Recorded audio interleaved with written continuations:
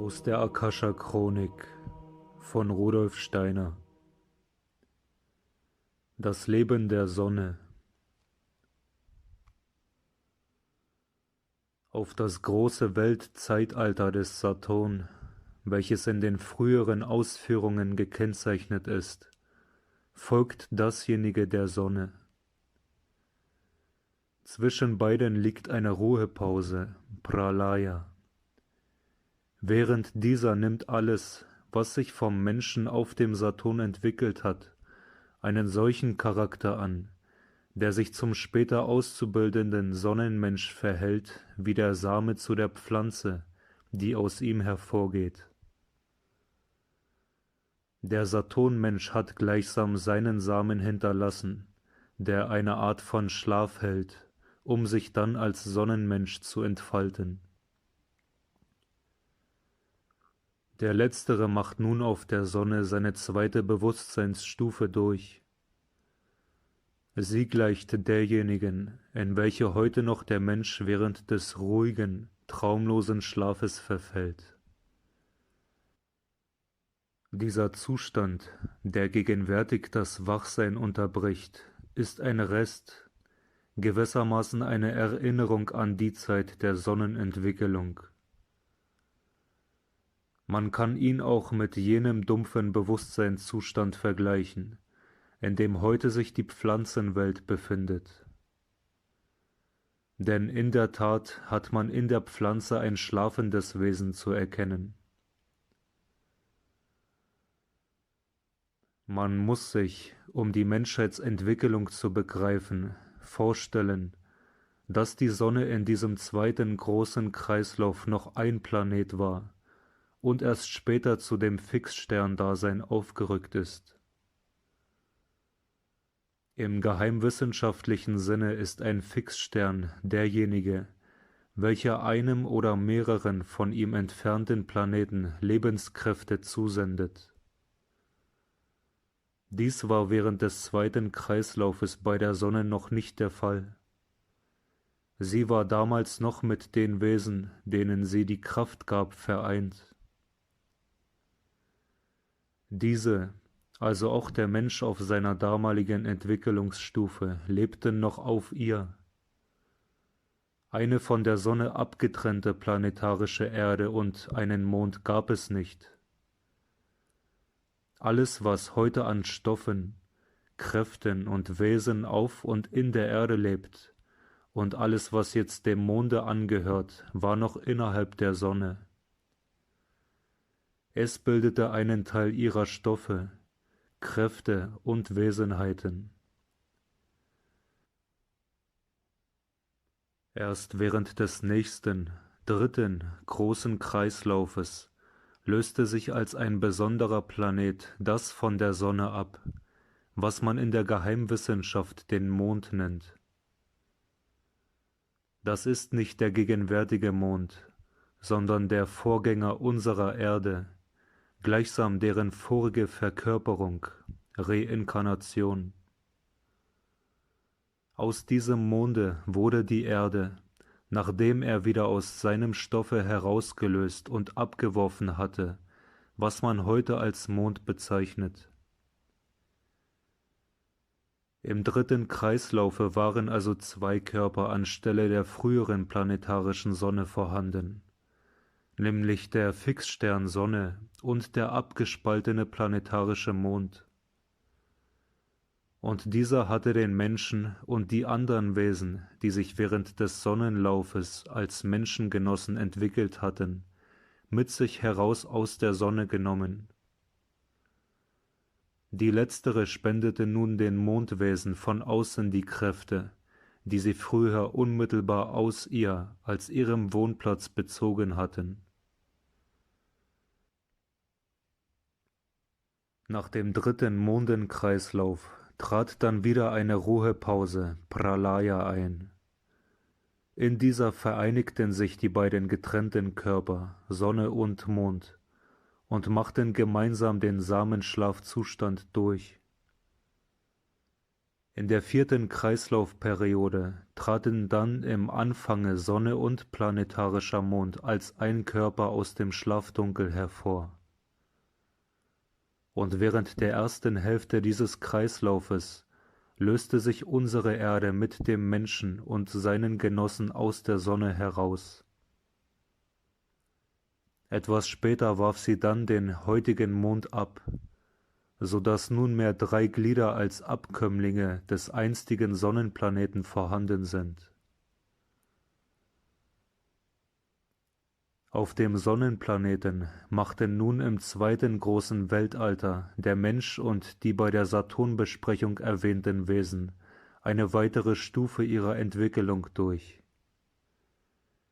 Die Anlage des späteren physischen Leibes des Menschen, die sich auf dem Saturn allmählich entfaltete, tritt beim Beginn des Sonnenkreislaufes wie eine Pflanze aus dem Samen hervor. Aber sie bleibt hier nicht so, wie sie vorher war. Sie wird vielmehr durchsetzt von einem zweiten, feineren, aber in sich kraftvolleren Leib, dem Ätherleib. Während der Saturnleib des Menschen eine Art Automat war, ganz leblos, wird er jetzt durch den Ätherleib, der ihn nach und nach ganz durchsetzt, zum belebten Wesen. Der Mensch wird dadurch eine Art Pflanze. Sein Aussehen ist allerdings nicht dasjenige der heutigen Pflanzen. Er gleicht vielmehr schon ein wenig in seinen Formen dem gegenwärtigen Menschen. Nur ist die Anlage zum Kopfe, wie jetzt die Pflanzenwurzel nach unten hin zum Sonnenmittelpunkte gewendet, und die Fußanlagen sind wie die Pflanzenblüte nach oben gerichtet. Eine willkürliche Bewegung hat dieses Pflanzenmenschengebilde noch nicht.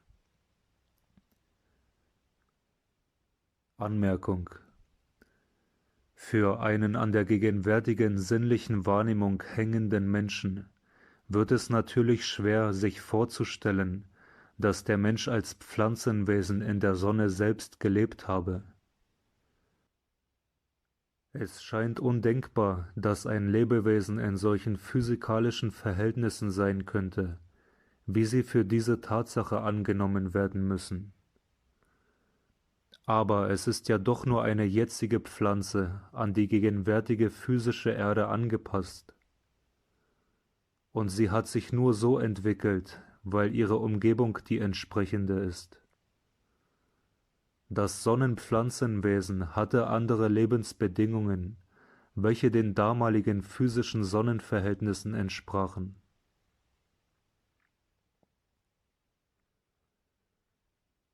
Weiter im Text. So formt sich aber der Mensch erst während des zweiten von den 7 kleineren Kreisläufen, Runden, welche die Sonne durchmacht. Für die Dauer des ersten dieser kleinen Kreisläufe ist noch kein Ätherleib im Menschengebilde vorhanden. Es wird da vielmehr noch einmal alles kurz wiederholt, was während des Saturnzeitalters durchgemacht worden ist. Der physische Menschenleib behält noch seinen automatischen Charakter, aber er verändert etwas seine frühere Form. Diese könnte nämlich, wenn sie so bliebe, wie sie auf dem Saturn war, keinen Ätherleib beherbergen. Sie wird so umgestaltet, dass sie Träger dieses Leibes werden kann. Während der folgenden 6 Kreisläufe wird dann der Ätherleib immer mehr ausgebildet und durch seine Kräfte, die auf den physischen Leib wirken, erhält auch dieser allmählich eine immer vollkommenere Form. Die Umwandlungsarbeit, welche da mit dem Menschen vollzogen wird, leisten die Geister, die zusammen mit dem Menschen schon bei Besprechung der Saturnentwicklung genannt worden sind. Diejenigen Geister, welche strahlende Leben oder Flammen heißen, in der christlichen Geheimwissenschaft Throne, kommen dabei nicht mehr in Betracht. Sie haben ihre bezügliche Arbeit während der ersten Hälfte des ersten Saturnkreislaufes beendet. Was während des ersten Sonnenkreislaufes Runde zu beobachten ist, das ist die Arbeit der Geister der Weisheit, Herrschaften oder Kyriotetes in der christlichen Geheimlehre. Sie haben ja, vergleiche die bisherigen Ausführungen, um die Mitte des ersten Saturnkreislaufes in die Menschenentwicklung eingegriffen. Nun setzen Sie während der ersten Hälfte des ersten Sonnenkreislaufes Ihre Arbeit fort, indem Sie die weisheitsvolle Einrichtung des physischen Körpers in aufeinanderfolgenden Stufen wiederholen. Etwas später gesellt sich zu dieser Arbeit diejenige der Geister der Bewegung, Dynamis im Christentum, Mahat in der theosophischen Literatur hinzu. Es wird dadurch diejenige Periode des Saturnkreislaufes wiederholt, in welcher dem menschlichen Leibe die Fähigkeit der Beweglichkeit erteilt wurde. Dieser entfaltet also wieder seine Beweglichkeit. Ebenso wiederholen aufeinanderfolgend die Geister der Form, Exousiae, diejenigen der Finsternis, Archai christlich, Asuras theosophisch, dann die Söhne des Feuers, Erzengel, und zuletzt die Geister des Zwielichts, Engel, Lunar Pitris, ihre Arbeiten. Damit sind 6 kleinere Perioden des ersten Sonnenlaufes, der ersten Sonnenwende gekennzeichnet. In einer 7. solchen kleineren Periode greifen dann neuerdings die Geister der Weisheit, Herrschaften ein.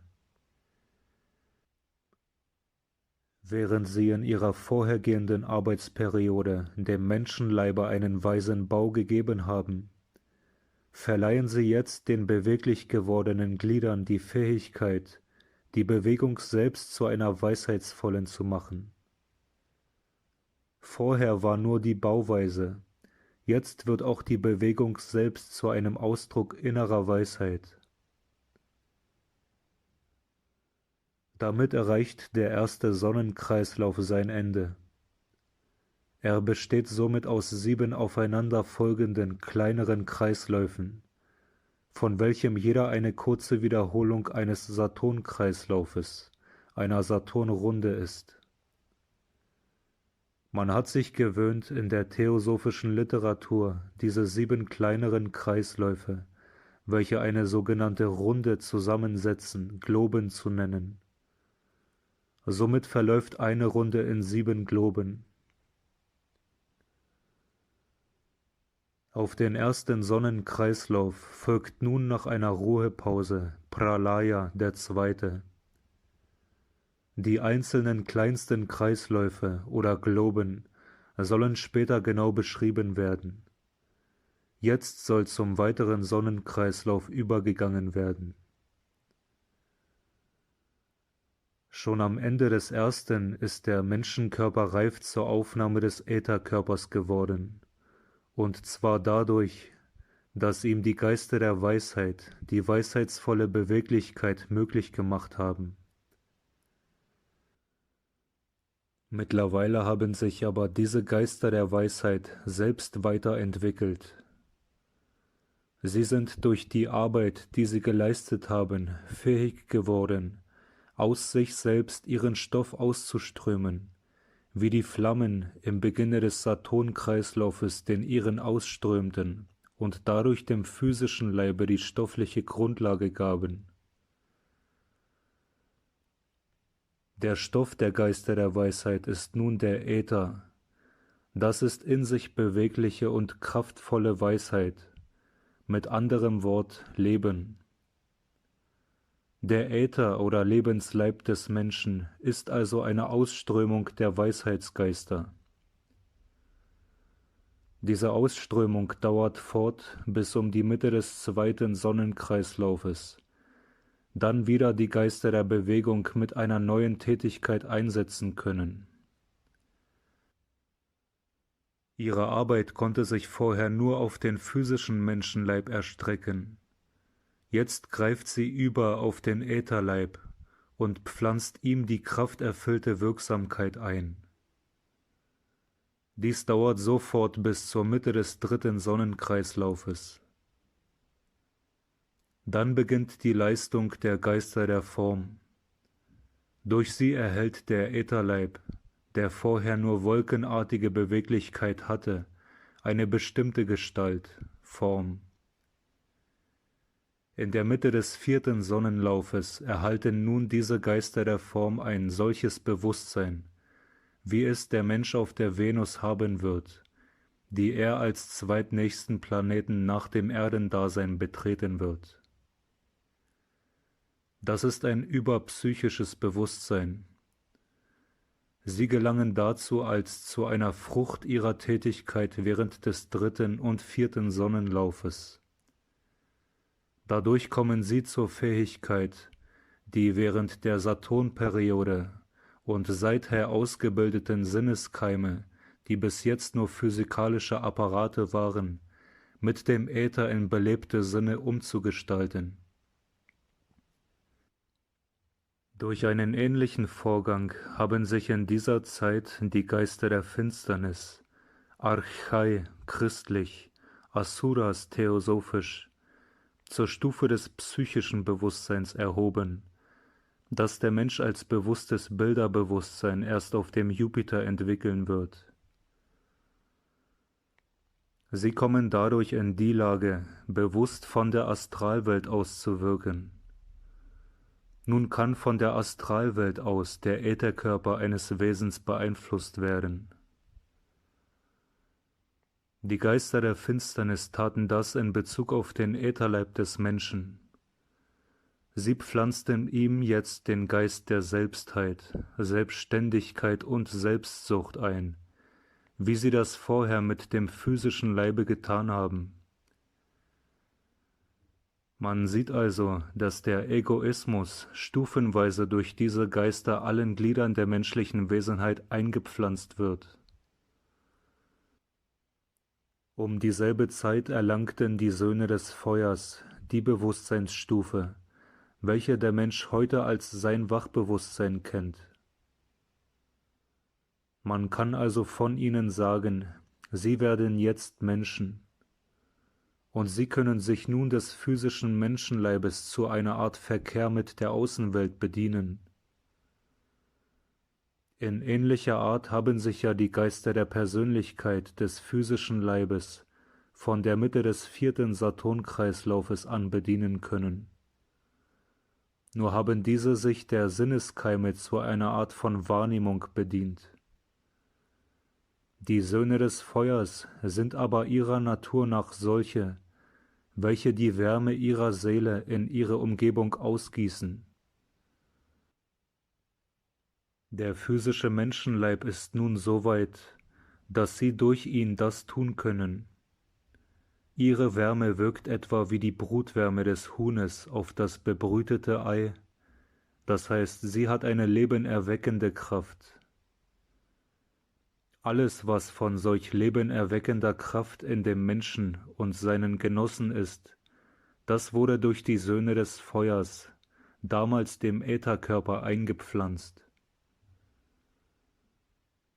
Man hat es also hier mit dem Ursprunge jener Wärme zu tun, welche alle Lebewesen zur Bedingung ihrer Fortpflanzung haben. Es wird sich später zeigen, welche Umwandlung diese Wärmekraft durchmachte, als sich der Mond von der Sonne loslöste. Um die Mitte des fünften Kreislaufes sind dann die Söhne des Feuers so weit selbst gediehen, dass sie die Fähigkeit, die sie vorher durch den physischen Menschenleib ausübten, nunmehr dem Ätherleib einimpfen können.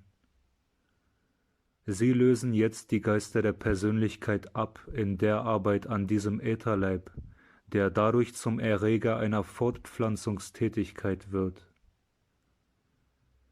Den physischen Leib überlassen sie in dieser Zeit den Söhnen des Zwielichtes, Engel im Christentum, Lunar Pitris in der Theosophie. Diese haben mittlerweile ein dumpfes Bilderbewusstsein erlangt, wie es der Mensch auf dem Monde haben wird. Sie haben auf dem Saturn dem Menschenvorfahren eine Art Verstandesorgan gegeben. Jetzt bilden sie die physischen Werkzeuge des Menschengeistes, deren er sich auf späteren Entwicklungsstufen bewusst bedienen wird, weiter aus. Dadurch können sich auf der Sonne schon von der Mitte des 5. Kreislaufes an die Seraphim durch den Menschenleib hindurch noch vollkommener offenbaren, als das auf dem Saturn möglich war. Von der Mitte des 6. Sonnenlaufes an ist der Mensch selbst so weit, dass er unbewusst an seinem physischen Leib arbeiten kann. Er löst also in dieser Beziehung nunmehr die Söhne des Zwielichtes ab. Durch diese Tätigkeit schafft er in Dumpfheit die erste Keimanlage des lebendigen Geistwesens, die man Lebensgeist, Buddhi nennt. Erst auf späteren Stufen seiner Entwicklung wird er sich diesen Lebensgeist auch zum Bewusstsein bringen. Wie vom 7. Saturnkreislauf an die Throne ihre Kraft freiwillig in die dort gebildete Geistesmenschenanlage ergossen, so jetzt die Cherubim ihre Weisheit, die fortan durch alle folgenden Entwicklungsstufen dem Lebensgeiste des Menschen erhalten bleibt. Von der Mitte des 7. Sonnenlaufes an tritt auch wieder der schon auf dem Saturn veranlagte Keim des Geistesmenschen, Atma, hervor. Er verbindet sich mit dem Lebensgeist, Buddhi, und es entsteht die belebte Monade, Atma Buddhi. Während der Mensch in dieser Zeit unbewusst an seinem physischen Leibe arbeitet, übernehmen die Söhne des Zwielichtes das, was jetzt am Ätherleibe zu seiner Weiterentwicklung getan werden muss. Sie sind in dieser Hinsicht die Nachfolger der Söhne des Feuers. Sie strahlen nämlich ihre Bewusstseinsbilder in diesen Ätherleib ein und genießen dadurch in einer Art traumhaften Zustandes die Fortpflanzungskraft dieses Leibes, die von den Söhnen des Feuers erregt worden ist. Dadurch bereiten sie die Entwicklung der Lust an dieser Kraft vor, die sich später auf dem Monde mit dem Menschen und seinen Mitlebewesen entwickelt. Nun war auf dem Saturn der Mensch in seinem physischen Leibe gebildet worden. Dieser war damals völlig unbelebt. Ein solcher unbelebter Leib wird von der Geheimwissenschaft Mineral genannt. Man kann deshalb auch sagen, der Mensch war auf dem Saturn Mineral oder er ging durch das Mineralreich durch. Dieses Menschenmineral hatte nicht die Form eines gegenwärtigen. Mineralien wie die jetzigen gab es damals noch nicht. Auf der Sonne wurde, wie gezeigt worden ist, dieses Menschenmineral, das aus dem Schlafdunkel wie aus einer Keimanlage wieder hervorging, belebt. Es wurde zur Menschenpflanze. Der Mensch schritt durch das Pflanzenreich hindurch. Nun wurden aber nicht alle Menschenmineralien auf diese Art belebt. Das hätte nicht geschehen können, denn der Pflanzenmensch brauchte zu seinem Leben der mineralischen Grundlage. Wie es heute keine Pflanzen geben kann ohne ein Mineralreich, aus dem sie ihre Stoffe aufnehmen, so war es auf der Sonne mit dem Pflanzenmenschen. Dieser musste daher einen Teil der Menschenanlagen zugunsten seiner weiteren Entwicklung auf der Stufe des Minerals zurücklassen. Und da auf der Sonne ganz andere Verhältnisse vorhanden waren als auf dem Saturn, so nahmen diese zurückgestoßenen Mineralien ganz andere Gestalten an, als sie auf dem Saturn gehabt haben. Es entstand somit neben dem Menschenpflanzenreiche ein zweites Gebiet, ein besonderes Mineralreich. Man sieht, der Mensch steigt in ein höheres Reich auf, indem er einen Teil seiner Genossen hinabstößt in ein niederes. Diesen Vorgang werden wir auf den folgenden Entwicklungsstufen sich noch oft wiederholen sehen. Er entspricht einem Grundgesetz der Entwicklung.